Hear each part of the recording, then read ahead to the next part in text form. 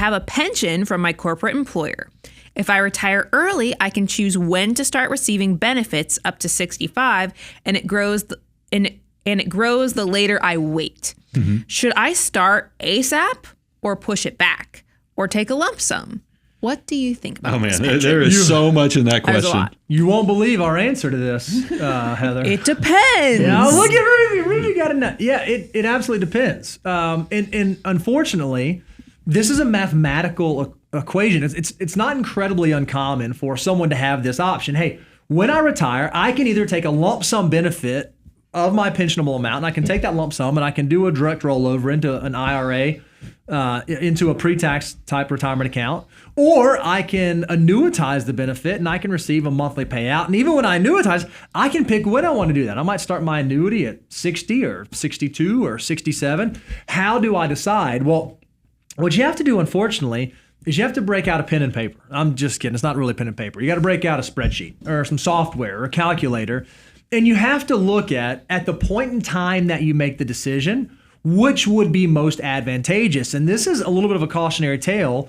It's not always one way or the other. We have a lot of clients that when we do the analysis of the present value of their lump sum pension benefit relative to the present value of their future cash flows from the pension, the lump sum is way more attractive. And so we communicate, hey, it really makes sense to roll this over. And then we will have an exact different client who works for a different company with a different pension calculation. And the present value of their future income stream is way more than the lump sum value. So it makes sense to take the pension. So you have to actually sit down and do the math to determine which one is most advantageous. And here's what gets even crazier. We have clients who will be 4, 5, 6 years away from retirement. We're beginning to make these assumptions. And 6 years out, we'll say, okay, hey, lump sum made the most sense. Okay, 4 years out, hey, lump sum makes the most sense. Hey, we get 18 months out, and now there's been a shift in interest rates. There's been a shift in the way they calculate the pension.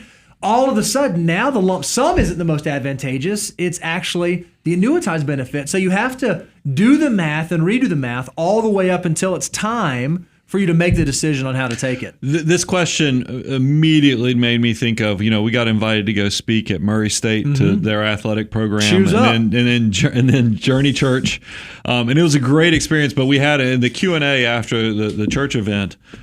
This was like one of the first questions that was asked to it, and I love it. And I hate when we have to say it depends. Of course, it does depend, but I can at least give you, because we're the king of creating order of operations. There it is. With Millionaire Mission and other things. So here's the order of operations I at least can give you on the thought process of how you should think about this is exactly what Bo was talking about. You have to look at this pension and start doing some math calculations to figure out how fat was the design or how anemic was the design when they put this plan together, because you might find out that, that their stated retirement age is lower than most plans, and that they actually pay out larger sums to where if you calculated, the rate of return of what that lump sum they're telling you each year is and what it will be paying out from an annuitized standpoint, you might go, holy cow, yeah. I can't believe there's a reason they really want me to take this lump sum is because they really overpromised and I'm in a really sweet situation. Or you might look at it and go, are you kidding me? That's all I get. I have this lump sum, but they're only going to pay these benefits. So you have to do that analysis first to figure out, are you lump summing or are you actually going to take advantage of the pension? And it's all about the assumptions on how this thing was designed. So if you figure out this thing is a good pension, you don't want to take the lump sum, because if it's anemic and it's not good assumptions, you're probably just, when you retire, going to do a trustee to trustee transfer. So it's a tax-free, tax-deferred event, or you just roll it over. There's not going to be any tax consequences at the moment. And then you'll go invest that money and do it your own way. But if you figure out this thing is frothy and it's good, now you have to say, when do I need the money? And here's why you don't want to potentially immediately take it if you don't need the money, is because it's going to increase your taxes. Mm-hmm. And then also, if you're worried, well, maybe I'll die. Well, yeah, but most pensions also have a survivor benefit. So it makes sense, especially the way you described this, Heather B., is that the longer you defer, the bigger your benefits. If you don't need the money, let it kind of do its thing, and then take it and use the planning so it's got some longevity protection for you. But those are some things just to think about. For those of you who got glassy eyed and you're like, oh, I don't have a pension, I don't have to think about these things.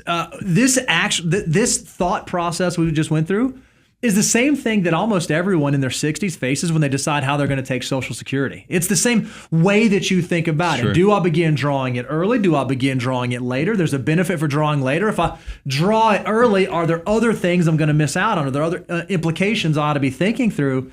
It gets very nuanced, and it's so funny. All the people in the comments, they know our lines better than us. Personal finance is, in fact, personal, and the right answer for you is going to depend on your unique financial situation. There is one flaw in your analogy there, though.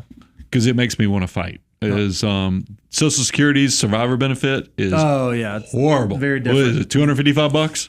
Well, yeah, there's some, Makes him want to I mean, fight. there are some survivor, but if your parents look, I grew up in a house. They're equally yoked. My Yeah. dad died prematurely, and my parents both never made a lot of money, made about the same amount of money. So I'm a little bitter about how Social Security works. because he from a paid into the legacy system standpoint. for his whole Paid life. in his whole life, died in his 50s, and then since my mom and my dad made about the same amount of money, pretty bitter about survivor how benefit that from him wasn't there. because that's why the first social media post I ever made before, this is back when people blogged. I came up with it was like Gen X Scream or something like that, and it was my frustration. Hold on, with, was that your username? that was the blog I was trying to start. It was Gen X Scream. I was mad about Social Security. That was my main pro because there is some things about from legacy planning. If you grow up poor, there are some things about Social Security that drive me crazy, and we could fix a lot of this stuff. Both from that benefit could hopefully be